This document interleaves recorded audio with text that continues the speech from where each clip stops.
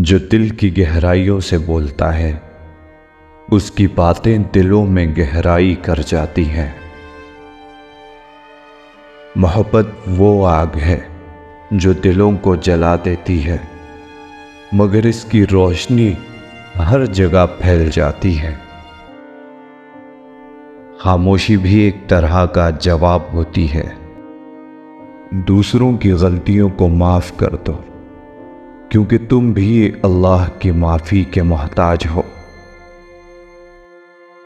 दिल के दरवाजे को खुला रखो, मोहब्बत को अंदर आने दो। दुनिया का सबसे खूबसूरत एहसास मोहब्बत है, जब तक इसे दिल में महसूस न किया जाए। जिंदगी एक आईना है, जो कुछ तुम करोगे वही तुम्हें वापस मिलेगा। जिस्म की बीमारी को दवाई से ठीक किया जा सकता है, मगर रूह की बीमारी को सिर्फ मोहब्बत से ठीक किया जा सकता है।